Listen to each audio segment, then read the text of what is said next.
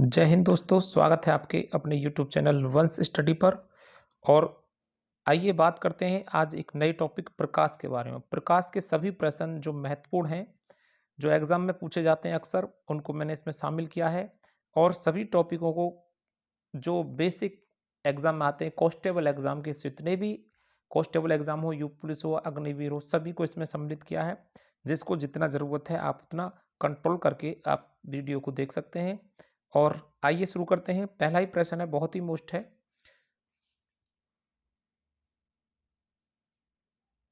प्रकाश के वेग की गणना सबसे पहले किसने की?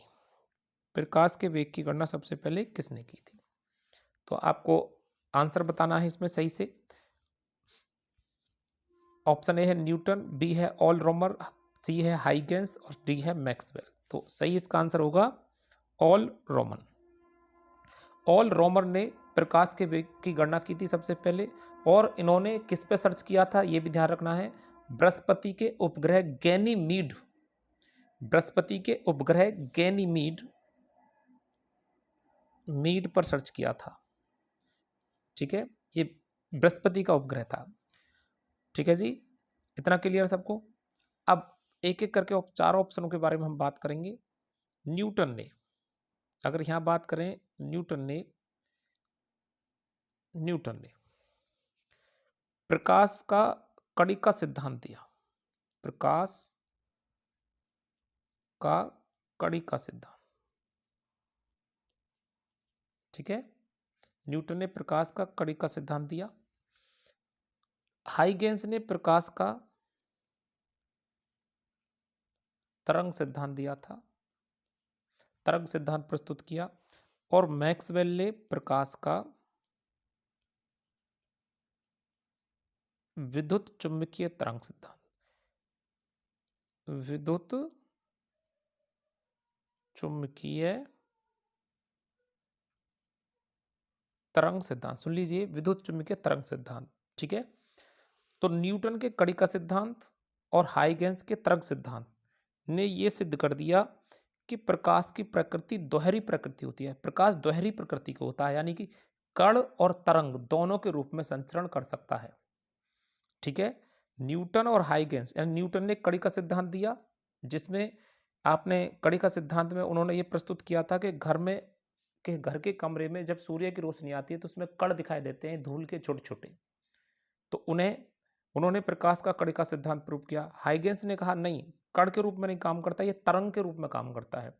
तो प्रकाश तरंग और कण दोनों के रूप में गति करता है। ये सिद्धांत न्यूटन और हाइगेंस ने क्रम से प्रस्तुत किए। ठीक है, मैक्सवेल ने कह दिया आने वाले समय कि नहीं, प्रकाश में चुंबक होती है, विद्युत चुंबकीय तरंगों की भांति व्यवहार करता है। ठीक है, इसी के साथ आगे चल के एक प्रश्न मैं आपको और यहां समझाऊंगा। एक व्यक्ति का नाम और यहां पर ले लीजिए, आइंस्टीन। आइंस्टीन ने क्या किया, एक आइंस्टीन वैज्ञानिक और आए। उन्होंने फोटॉन सिद्धांत, यानी उन्होंने कहा कि नहीं, प्रकाश छोटे छोटे कणों के समूह के रूप में चलता है, पैकेटों के रूप में चलता है, पैकेट के रूप में चलता है, जिन्हें हम क्या कहते हैं, फोटॉन कहते हैं। क्या कहते हैं, फोटॉन। आइंस्टीन ने कहा प्रकाश जो है समूह बनाता है। ठीक है, यानी कि कणों का समूह बनाता है। तो या हम कह सकते हैं छोटे छोटे बंडल बनाता है, या पैकेटों के रूप में वो एकत्रित होकर चलता है, जिसे हम फोटॉन कहते हैं। और आइंस्टीन ने एक समीकरण प्रस्तुत किया, जिसको हम बताते हैं आइंस्टीन का समीकरण E बराबर mc², जो सी दर्शाता है प्रकाश की चाल, प्रकाश का वेग। और ये भी कहाँ, प्रकाश का वेग निर्वात में। ठीक है, इतना क्लियर है, इतना सुन लिया आपने। तो आपको, अगर आप अग्निवीर के ही स्टूडेंट है, तो प्रकाश के वेग की गणना सबसे पहले किसने की, ऑल रोमर ने। ये आपको आंसर याद रखना चाहिए। प्रश्न 2 की बात करें, बहुत ही मोस्ट इंपोर्टेंट प्रश्न है।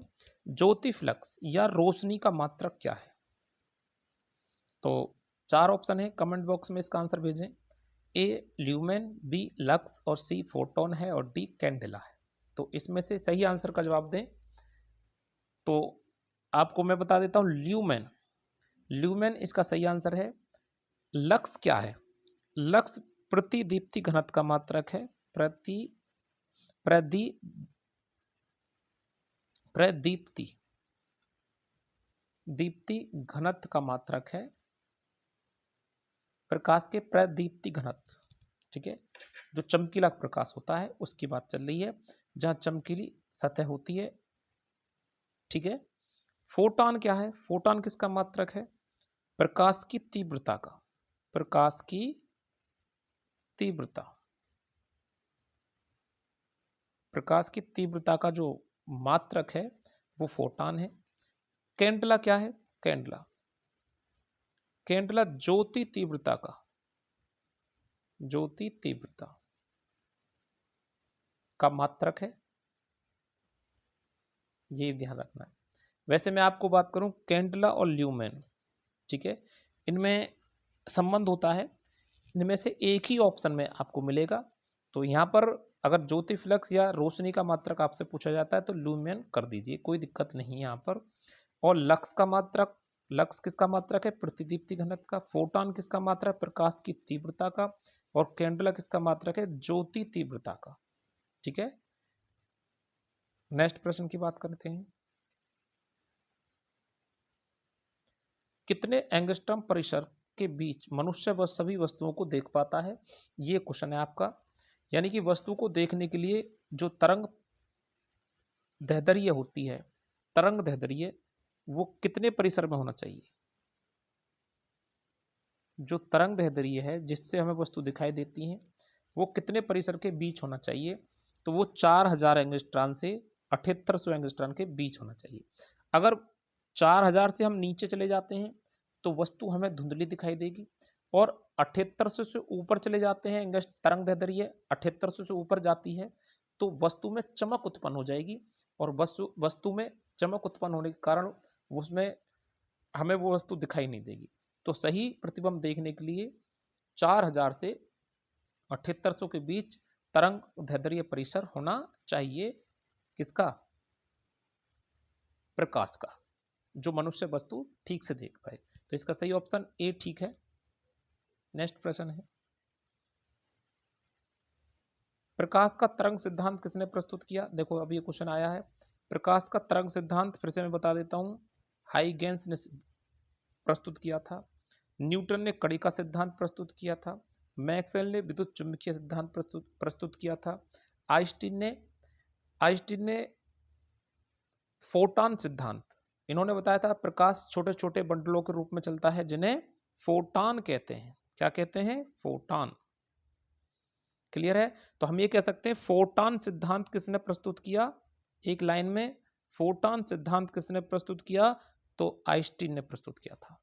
ठीक है भाई, इतना क्लियर है सबको? कोई दिक्कत नहीं है। नेक्स्ट प्रश्न है,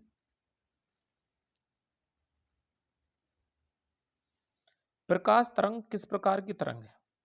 तो यहां पर प्रकाश तरंग किस प्रकार की तरंग है ये आपसे पूछा जाता है। तो तरंग हमारे पास दो प्रकार की हैं। देखो भाई, यहां से चार ऑप्शन है, आप इनमें से आंसर बताएं कौन सा सही है। ए अनुप्रस्थ, बी अनुदैर्ध्य और सी अनुप्रस्थ या अनुदैर्ध्य, दोनों या इनमें से कोई नहीं। तो मैं आपको पहले समझा दूं, एक तरंग ऊपर उठकर इस तरह से हमारी तरंग चलती हैं। ठीक है, आंसर अभी नहीं बताऊंगा, पहले आप समझें। तो जो ऊपर उठी हुई चीज है, ऐसे नीचे की तरफ झुकी हुई चीज है, ये जो तरंग इस तरह से चल रही है नीचे की तरफ, इसे बोलते हैं अनुप्रस्थ तरंग। कैसी तरंग है? अनुप्रस्थ। ठीक है, तो जो हमारा प्रकाश तरंग किस प्रकार की तरंग है, ये जो प्रश्न है इसका जो सही आंसर आएगा वो अनुप्रस्थ होगा। क्या होगा? अनुप्रस्थ तरंग। और जो तरंग सीधी चले इस लाइन में, ठीक है, उन्हें अनुदैर्ध्य तरंग कहते हैं। ठीक है, तो हमारा प्रकाश तरंग किस प्रकार की तरंग है? तो सही आंसर होगा पहला ऑप्शन ए, यानी अनुप्रस्थ तरंग है। कैसी तरंग है? अनुप्रस्थ। अनुप्रस्थ कहते हैं या विद्युत चुम्बकीय तरंग कह सकते हैं। विद्युत चुम्बकीय तरंग, विद्युत चुम्बकीय तरंग या अनुप्रस्थ तरंग, एक ऑप्शन आपके सामने होगा। सही आंसर ए। नेक्स्ट प्रश्न है आपका, प्रकाश की चाल सर्वाधिक किस में होती है? बहुत ही बढ़िया प्रश्न है। प्रकाश की चाल सर्वाधिक किस में होती है? जैसा कि आप जानते हैं, निर्वात में प्रकाश की चाल सर्वाधिक होती है और ये होती है 3 गुणा 10 की पावर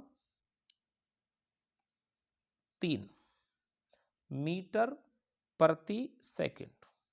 ये ध्यान देना है, मीटर प्रति सेकंड निर्वात में। और वायु में प्रकाश की चाल जो होती है वो कितनी होती है? ये 2.95 गुणा 10 की पावर 3 मीटर प्रति सेकंड होती है। 2.95 भी लगभग 3 ही है। तो पेपर में कई बार क्वेश्चन चेंज हुआ है कि निर्वात प्रकाश की चाल सर्वाधिक किस में होती है? तो सर्वाधिक तो निर्वात में ही होती है, लेकिन निर्वात ऑप्शन में नहीं है तो हम वायु में कहेंगे, यानी निर्वात और वायु में लगभग बराबर होती है। कोई दिक्कत? अब हम बात करें प्रकाश की चाल जल में कितनी होती है, अगर प्रश्न में ये पूछा जाए तो आप बताएंगे जल में प्रकाश की चाल कितनी होती है? 2.25 मल्टीप्लाई 10 की 10 की पावर 8 मीटर प्रति सेकंड। बोलो कोई दिक्कत?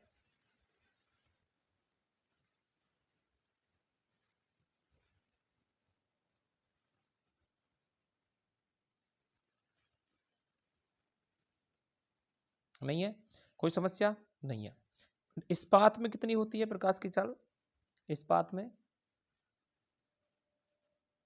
तो प्रकाश की चाल इस्पात में नहीं होती, ध्वनि की चाल होती है इस्पात में। ये आपको ध्यान रखना है, ठीक है। नेक्स्ट नेक्स्ट प्रश्न है,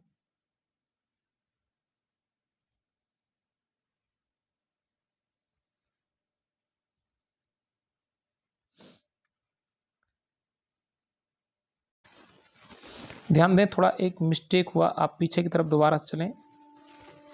ये जो प्रश्न था इसमें प्रकाश की चाल सर्वाधिक निर्वात में होती है, तो मैं यहाँ पर एक मिस्टेक कर गया। ये होता है बेटा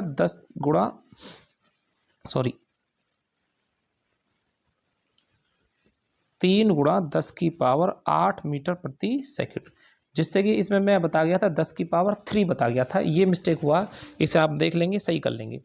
तो मैं दोबारा लिख देता हूँ, निर्वात में प्रकाश की चाल 3 गुणा 10 की पावर 8, वायु में प्रकाश की चाल है 2.95 गुणा 10 की पावर 8 मीटर प्रति सेकंड।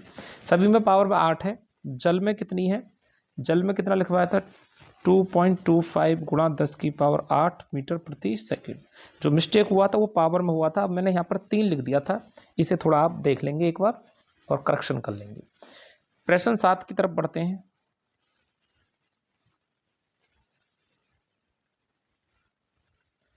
सूर्य के प्रकाश को पृथ्वी तक पहुंचने में औसतन कितना समय लगता है, ये आपको बताना है। सूर्य के प्रकाश को पृथ्वी तक पहुंचने में औसतन कितना समय लगता है? जैसा कि आप जानते हैं 8 मिनट 19 सेकंड, और ये लगभग होते हैं 499 सेकंड। कितने होते हैं? 499 सेकंड। कभी कभी ऑप्शन में 499 आता है, कभी ऑप्शन में 500 सेकंड आ जाता है, तो ये लगभग में होता है 8 मिनट 20 सेकंड, या 8 मिनट 19 सेकंड, या 8 मिनट 16 सेकंड भी कभी कभार देखा गया है, ठीक है। तो इसमें कंफ्यूज ना हो, तो सही आंसर हो जाएगा 8 मिनट 19 सेकंड। इसके बाद अगर हम बात करें, सूर्य का प्रकाश चंद्रमा से परावर्तित होकर पृथ्वी तक कितनी समय में लौट के आता है? एक प्रश्न। दूसरा प्रश्न ये है कि चंद्रमा के प्रकाश को पृथ्वी तक आने में लगता है 1.28 सेकंड। 1.28 सेकंड बोलो, ये 8 का मान 5 से अधिक है, तो आप 1 इसमें 1 की वृद्धि कर देंगे, 1.3 सेकंड। कहीं ऑप्शन में 1.3 आ जाता है, कहीं 1.28 सेकंड आ जाता है, तो इस पर कंफ्यूज होने की कोई ज़रूरत नहीं है। प्रश्न 8 की तरफ बढ़ेंगे। प्रकाश छोटे छोटे कणों से मिलकर बना है, जिन्हें क्या कहते हैं? फोटॉन कहते हैं, जैसा कि मैंने अभी आपको पीछे प्रश्न बताया था। नेक्स्ट प्रश्न है, किस रंग के प्रकाश का प्रकीर्णन सबसे अधिक होता है? ये बहुत अच्छा क्वेश्चन है। किस रंग के प्रकाश का प्रकीर्णन सबसे अधिक होता है? तो किस रंग, आपको ऑप्शन बताना, ए बैंगनी रंग का, बी लाल रंग का, सी मैजेंटा रंग का, या डी इनमें से कोई नहीं। तो सही ऑप्शन है इसका बैंगनी रंग का प्रकीर्णन सबसे अधिक होता है और लाल रंग का प्रकीर्णन होता है बेटा कम। ठीक है, बोलो कोई दिक्कत? इतना क्लियर है सबको? नेक्स्ट 10वां प्रश्न है, सूर्य ग्रहण कब होता है? बहुत अच्छा प्रश्न है। सूर्य ग्रहण कब होता है? तो आप कमेंट बॉक्स में इसका आंसर भेज सकते हैं। चंद्रमा पृथ्वी एवं सूर्य के बीच आ जाता है जब सूर्य ग्रहण होगा। बी ऑप्शन है पृथ्वी सूर्य एवं चंद्रमा के बीच आ जाती है तब सूर्य ग्रहण होगा। सी है सूर्य पृथ्वी और चंद्रमा के बीच आ जाता है तब सूर्य ग्रहण होगा। या उपयुक्त सभी सही है। तो सही आंसर भेजें अपना कमेंट बॉक्स में, एक कमेंट जरूर करें। और वीडियो कैसा लग रहा है लाइक करें चैनल को, और नए हैं चैनल पर तो चैनल को सब्सक्राइब भी कर लीजिए, क्योंकि नेक्स्ट वीडियो आपको तभी मिल पाएगा जब हमारे चैनल से जुड़ेंगे। तो सूर्य ग्रहण कब होता है ध्यान दें, चंद्रमा पृथ्वी और सूर्य के बीच आएगा। ये पहला ऑप्शन इसका बिल्कुल ठीक है। दूसरा ऑप्शन है बी, पृथ्वी, जब पृथ्वी सूर्य और चंद्रमा के बीच आती है तो इसे चंद्र ग्रहण कहते हैं। क्या कहते हैं? चंद्र ग्रहण। ठीक है, चंद्र ग्रहण याद रखना, चंद्र ग्रहण अपने कक्ष तल के साथ 5 डिग्री का कोण बनाता है। तो सूर्य का चंद्रमा का जो हिस्सा है पृथ्वी से वो दिखाई नहीं देता है, और जितना हिस्सा दिखाई नहीं देता उसे ही बोला जाता है चंद्र ग्रहण। ठीक है, और चंद्र ग्रहण पूर्णिमा के दिन होता है, पूर्णिमा के दिन होता है, ये हमेशा रखेंगे। और सूर्य ग्रहण अमावस्या के दिन होता है। ठीक है, इतना 2 प्रश्न आप यहां से याद रख सकते हैं। नेक्स्ट प्रश्न है,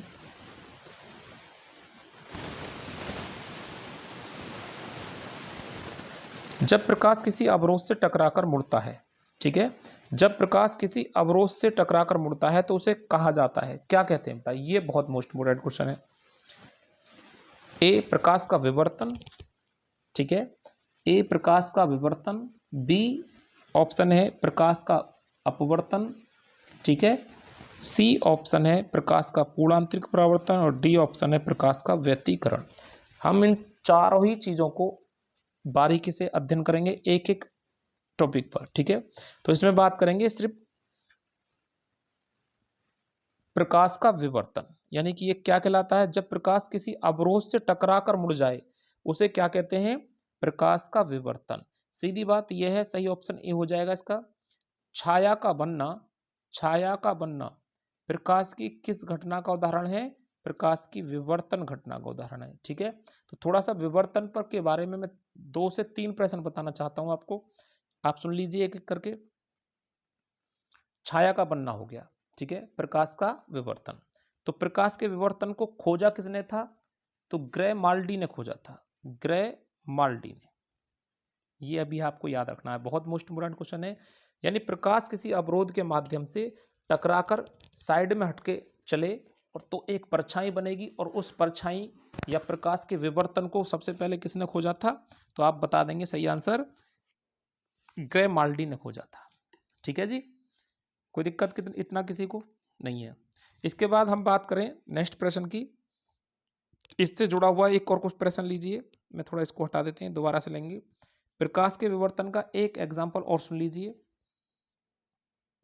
सूर्य को रेशम के पतले कपड़े में देखने पर रंगीन धारियां दिखाई देना, यह प्रकाश का विवर्तन है।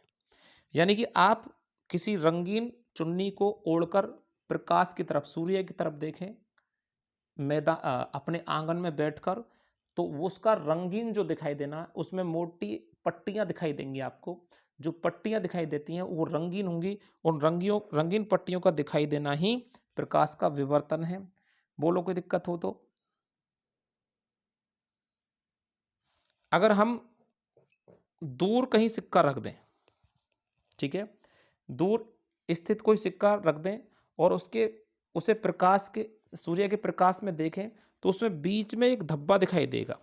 तो जो किनारों को छोड़कर बीच में पूरा गायब हो जाएगा, तो वो धब्बा बनता है, वो प्रकाश का विवर्तन है। बोलो 2 प्रश्न इसमें समझ में आए कि नहीं? तो आप ये याद रखें, किसी अवरोध से प्रकाश का मुड़ना विवर्तन है, विवर्तन को ग्रैमाल्डी ने खोजा था, ठीक है। और किसी चुन्नी से प्रकाश को देखने पर उसके रंगीन पट्टियां दिखाई देना, ये प्रकाश का विवर्तन का उदाहरण है। छाया का बनना भी प्रकाश का विवर्तन का उदाहरण है। क्लियर है इतनी बात मेरी समझ में आई? तो नेक्स्ट प्रश्न है, बात क्लियर समझ में आ रही है तो लाइक ज़रूर करें चैनल को। कमेंट बॉक्स खाली है, इसे थोड़ा भरें, कमेंट ज़रूर करें एक बार, जिससे कि आने वाले समय में और वीडियो में मेहनत करके हम बना सकते हैं। और प्रश्न नंबर 12 की बात करेंगे यहाँ पर। नेक्स्ट प्रश्न है, साबुन के घोल के बुलबुले का रंगीन दिखाई देना प्रकाश की किस घटना पर आधारित है? बहुत ही मोस्ट इम्पोर्टेंट है, प्रकाश की किस घटना पर आधारित है? तो ये प्रकाश की व्यतिकरण घटना पर आधारित है। व्यतिकरण होता है इंटरफेरेंस ऑफ लाइट, ठीक है, प्रकाश का व्यतिकरण। और व्यतिकरण के 2 से 3 एग्जाम्पल आपके पेपर में पूछे जाते हैं। अगर आप अग्निवीर के हैं तो सुन लीजिए इनको भी। साबुन के घोल के बुलबुले का रंगीन दिखाई देना प्रकाश की किस घटना पर आधारित है? तो प्रकाश का व्यतिकरण, ठीक है। दूसरा एक प्रश्न जो इसका सबसे मोस्ट इंपोर्टेंट आता है, साबुन के जल के पृष्ठ पर, जल के पृष्ठ पर तेल की बूंद का, ध्यान दें, तेल की बूंद का रंगीन दिखाई देना, ये बहुत मोस्ट इंपोर्टेंट है प्रश्न। जल के पृष्ठ पर पड़ी तेल की बूंद का रंगीन दिखाई देना, ये भी प्रकाश का व्यतिकरण है। बोलो कोई दिक्कत? ये 2 प्रश्न आप याद रख सकते हैं। आइए नेक्स्ट प्रश्न की तरफ बढ़ेंगे।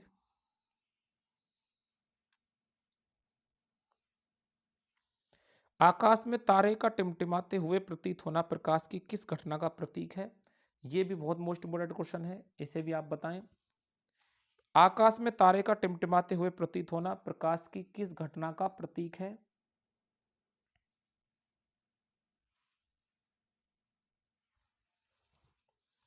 ऑप्शन ए प्रकाश का विवर्तन, बी है प्रकाश का अपवर्तन, सी है प्रकाश का पूर्णांतरिक परिवर्तन और डी है प्रकाश का व्यतिकरण। बताएं जल्दी से इसका आंसर, कौन सा सही आंसर है?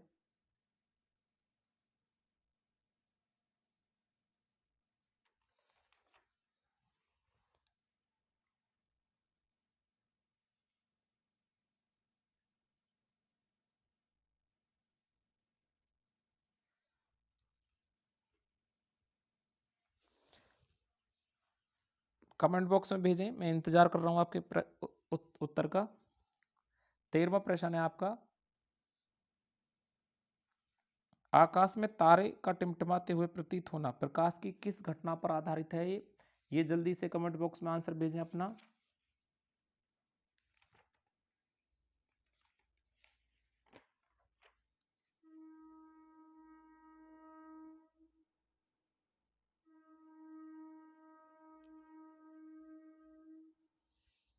तो इसका सही आंसर है, मैं बताऊं इसका अब मैं अपना आंसर बता रहा हूं, ध्यान से सीखें। ये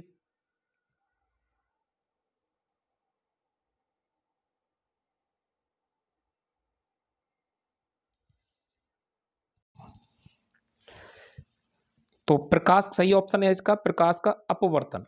क्या है? प्रकाश का अपवर्तन। प्रकाश का अपवर्तन, प्रकाश का अपवर्तन क्या होता है? जब प्रकाश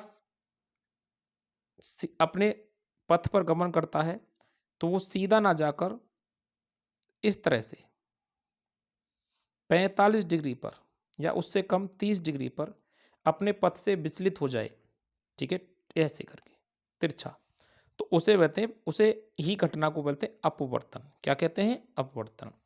तो इसके अपवर्तन के कुछ एग्जाम्पल है, मैं आपको सुना रहा हूं, थोड़ा ध्यान से सुने। प्रकाश के अपवर्तन के एक तो यही है, आकाश में तारे के टिमटिमाते हुए प्रतीत होना। दूसरा है पानी में पड़ी किसी छड़ का टेढ़ा दिखाई देना, ठीक है, वो भी छड़ बोल दो, कलम बोल दो, उसका टेढ़ा दिखाई देना, ये भी आपका प्रकाश का अपवर्तन है। क्लियर है इतना? कोई समस्या हो बताएं। पानी में सिक्के का पानी में पड़े हुए सिक्के का कुछ तिरछा दिखाई देना, यह भी प्रकाश का अपवर्तन है। उगते तथा डूबते समय सूर्य क्षैतिज के नीचे होने पर भी दिखाई देना। याद रखना, उगते और डूबते सूर्य का रंग लाल दिखाई देना। अभी सूर्य उगा नहीं है, डूब गया है, और उगते सूरज का जो लाल है वो प्रतीत होना, वो प्रकाश का अपवर्तन है। अगर उगते सूरज का, जब सूर्य निकल आया है तो लाल दिखाई देना, और डूबते सूरज का लाल दिखाई देना, ये प्रकाश का अपवर्तन है। ठीक है, क्या है? प्रकाश का अपवर्तन। क्लियर है इतना? कोई दिक्कत? इसके बाद नेक्स्ट प्रश्न लेते हैं। ऑप्टिकल फाइबर प्रकाश की किस घटना पर आधारित है? तो ये पूर्ण प्रकाश की पूर्ण आंतरिक परावर्तन घटना पर आधारित है। ऑप्टिकल फाइबर या प्रकाशीय तंतु जो बल्ब में लगा होता है, वो लाइट जलने के साथ ही दिखना बंद हो जाता है। तो पूर्ण प्रकाश का पूर्ण आंतरिक परावर्तन, पूर्ण आंतरिक परावर्तन का अर्थ है कोई प्रकाश की कोण ऐसे ऐसे जा रही थी और ऐसे 90 डिग्री पर मुड़ना, यानी जो चीज़ है उसका वास्तविक रूप में वो नहीं दिखाई देना, प्रकाश का पूर्ण आंतरिक परावर्तन को दर्शाता है। पूर्ण आंतरिक परावर्तन के कुछ और एग्जाम्पल हैं, एक एक करके सुन लीजिए, बहुत ध्यान से सुने इसको इनको। मृग मरीचिका का बनना, मृग मरीचिका का बनना ये प्रकाश का पूर्ण आंतरिक परावर्तन है। हीरे का चमकना, हीरे का चमकना ये भी पूर्ण आंतरिक परावर्तन है। कांच की दरार का चमकना पूर्ण आंतरिक परावर्तन है। सड़क पर सामने की ओर आपको गर्मियों के समय गर्मियों के समय दूर स्थित पानी का दिखाई देना भी पूर्ण आंतरिक परावर्तन है। सड़क पर दूर स्थित पानी का दिखाई देना गर्मियों के समय में, वो भी पूर्ण आंतरिक परावर्तन का एक एग्जाम्पल है। ठीक है, तो ये मोस्ट इम्पोर्टेंट प्रश्न थे, मैंने आपके साथ साझा किए। नेक्स्ट प्रश्न है,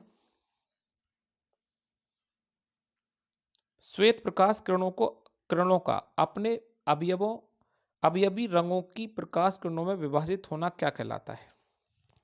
ठीक है, श्वेत प्रकाश किरण किसी माध्यम में पड़ी जिसे हम कह सकते हैं एक तरह से प्रिज्म। ठीक है, और जब श्वेत प्रकाश इन पर पड़ेगा इस तरह से, तो उस प्रकाश का अपने अवयवी रंगों की प्रकाश किरणों में विभक्त होना ही क्या कहलाता है? तो उसे कहते हैं वर्ण विक्षेपण। और वर्ण विक्षेपण का सबसे अच्छा एग्जाम्पल देखेंगे प्रिज्म के अंतर्गत। किसके अंतर्गत? प्रिज्म के अंतर्गत। ठीक है, प्रिज्म में पूछा जाता है कि प्रकाश कितने रंगों में विभाजित हो जाता है? तो 7 रंगों में विभाजित हो जाता है। कितने रंगों में विभाजित होता है प्रिज्म में प्रकाश? 7 रंगों में, जिसमें लाल सबसे ऊपर होता है और बैंगनी सबसे नीचे होता है। बोलो, कोई दिक्कत इतना? ठीक है, जब हम वर्ण विक्षेपण की घटना को पूर्ण रूप से समझाएंगे नेक्स्ट वीडियो, ये MCQ है, यहाँ ज़्यादा टाइम नहीं ले सकते, वीडियो बहुत लंबा हो जाएगा। नेक्स्ट प्रश्न लें, आकाश का नीला दिखाई देना प्रकाश की किस घटना पर आधारित है? आकाश का नीला दिखाई देना प्रकाश की किस घटना पर आधारित है? तो ये प्रकाश की प्रकीर्णन घटना पर आधारित है। प्रकाश की प्रकीर्णन घटना पर आधारित है। और प्रकीर्णन के बारे में मैंने अभी थोड़ी देर पहले आपको बताया था। किस रंग का प्रकीर्णन सबसे अधिक होता है? तो बैंगनी रंग का प्रकीर्णन सबसे अधिक होता है, आपको बताया था। ठीक है,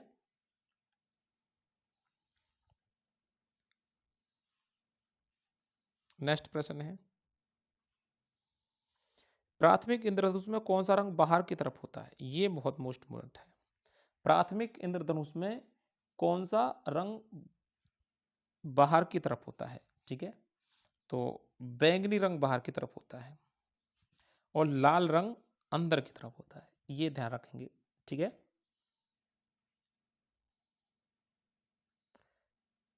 निम्नलिखित में से किस में प्रकाश का प्रकीर्णन नहीं होता? प्रकाश का प्रकीर्णन किस में नहीं होता है? तो लाल रंग में तो होता है, कांच में भी होता है, निर्वात में प्रकाश का प्रकीर्णन नहीं होता है। ठीक है, ये ध्यान रखेंगे। ऑप्शन 18 का, क्वेश्चन 18 का ऑप्शन बी ठीक है। ये फिर से क्वेश्चन दोबारा से रिपीट हो गया है। किस रंग का प्रकीर्णन सबसे अधिक होता है? तो ये बैंगनी रंग का होता है, जैसा कि मैंने आपको बताया था। किस रंग का प्रकीर्णन सबसे अधिक होता है? तो बैंगनी रंग का प्रकीर्णन सबसे अधिक होता है।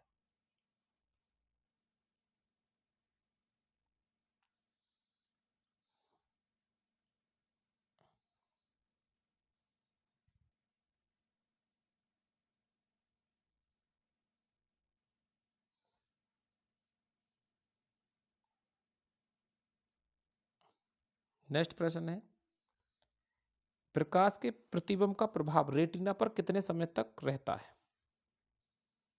प्रकाश के प्रतिबिंब का प्रभाव रेटिना पर कितने समय तक रहता है? तो इसका सही आंसर होगा 1/16 सेकंड।